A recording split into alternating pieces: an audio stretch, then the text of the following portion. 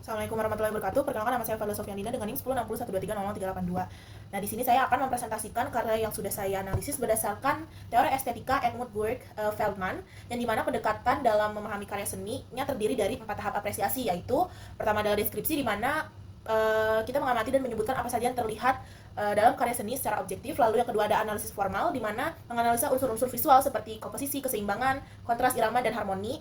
Lalu yang ketiga ada interpretasi, di mana kita menafsirkan makna atau pesan dari karya seni. Dan tahapan ini bersifat subjektif dan berkaitan dengan perasaan, ide, atau simbol yang ditangkap oleh pengamat. Lalu yang terakhir ada penilaian atau evaluasi, di mana kita memberikan penilaian tentang kualitas atau keberhasilan karya seni, baik dari segi teknik, ekspresi, maupun dampak emosional atau intelektualnya.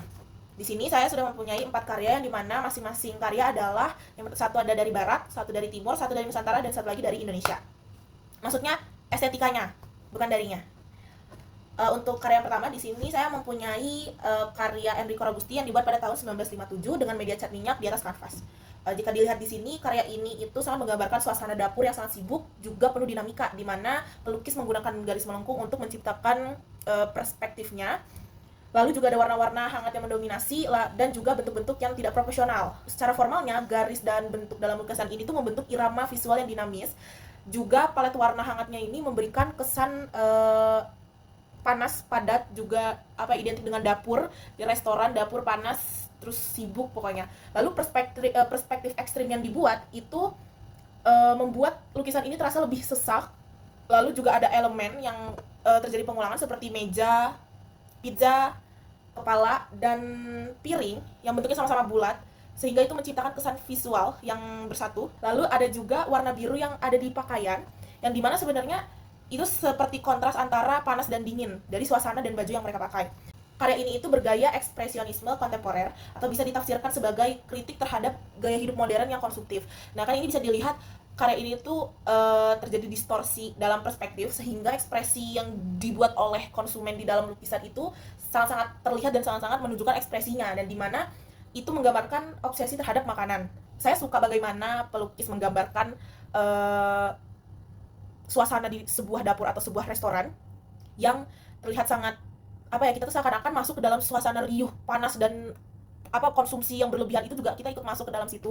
Lalu yang kedua, saya mengambil karya tata boga atau kuliner makanan yang dihias-hias, karya Lisan Susi yang diunggah di akun Instagram pada 1 Oktober 2023. Sebenarnya untuk karya ini tuh tidak diberitahu judul yang pasti, karena semua feed Instagramnya, postingan Instagramnya itu berkaitan dengan estetika persusian yang beliau buat, karena beliau adalah koki. Jadi saya hanya memberikan nama Sushi by Lisan Sushi agar mudah dicari. Jadi karya ini menampilkan berbagai jenis sushi nigiri yang ditata rapih dan simetris. Lalu terlihat garis irisan ikan yang halus, warna-warna yang cerah dan segar, juga tekstur lembut, sehingga menciptakan ruang visual yang kaya dan menarik.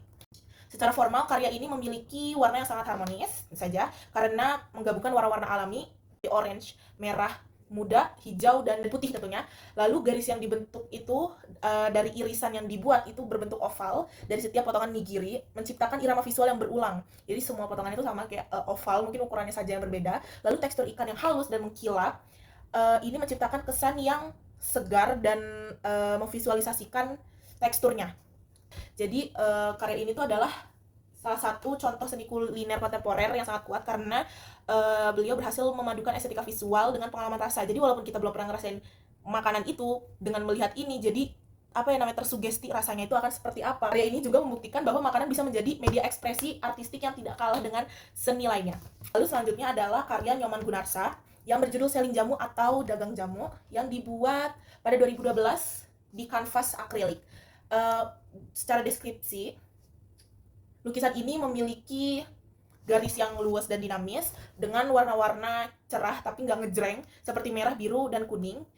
Lalu bentuk figur yang ditampilkan itu tergambar ekspresif dan bebas dengan sapuan kuas tebal yang memberikan tekstur kuat pada permukaan lukisan.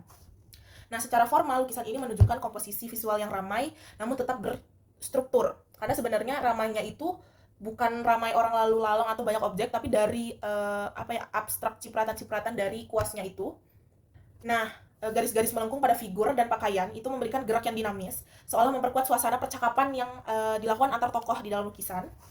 Lalu gestur tangan yang berulang menciptakan ritme visual yang menarik, meskipun lukisan ini tidak menggunakan perspektif ruang yang dalam, tapi komposisinya tuh tetap terasa padat, hidup, dan ramai gitu. Jadi kayak emang benar-benar terjadi. Untuk interpretasinya, karya ini tuh mencerminkan kehidupan sosial perempuan penjual jamu, yang dimana adalah bagian dari budaya tradisional Indonesia. Nah, gestur tubuh, ekspresi wajah yang komunikatif ini menggambarkan bagaimana rasa hangat, kebersamaan, dan dinamika sosial pada saat itu tuh terjadi. Saya suka bagaimana sang seniman itu membuat gaya duduk yang seperti nge-stretch rok yang dipakai. Jadi kayak sebenarnya kalau misalkan dilihat aja itu agak agak apa ya, nggak semua audiens itu nyambung gitu, ini gimana cara duduknya, tapi sebenarnya penggambaran duduk ini tuh sangat sama dengan apa yang terjadi di dunia nyata, karena untuk posisi suasana yang lagi komunikatif banget dan sangat bersosial, lalu gaya duduknya seperti itu tuh sebenarnya itu sangat PW, dan itu berarti ada perasaan nyaman, dan obrolan di situ tuh asik. Lalu selanjutnya adalah lukisan yang dibuat oleh Heridono pada tahun 2007 menggunakan cat akrilik di atas kanvas. Untuk judul dari karyanya adalah Salah Tangkap Pangeran Diponegoro. Secara deskripsi, lukisan ini menggambarkan momen kacau penangkapan tokoh yang dianggap sebagai Pangeran Diponegoro. Untuk dominasi warna pada lukisan yaitu adalah warna tanah dan merah.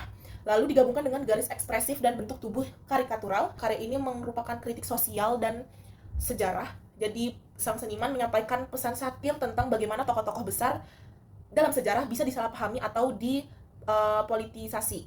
Simbol-simbol seperti malaikat dan gunung berapi itu memperkuat kesan metaforis tentang ledakan sosial dan kritik sosial.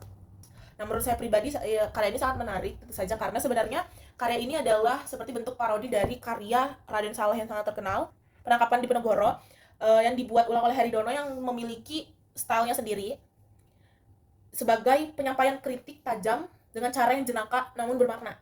Jadi lukisan ini tuh gak hanya menggambarkan ulang peristiwa sejarah, tetapi juga menawarkan sudut pandang yang baru yang menggugah emosi dan pemikiran kita.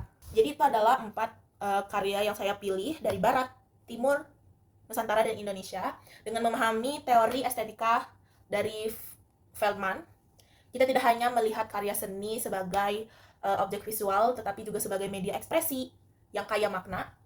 Semoga pendekatan ini membantu kita lebih kritis, peka, dan menghargai seni secara lebih mendalam. Terima kasih. Wassalamualaikum warahmatullahi wabarakatuh.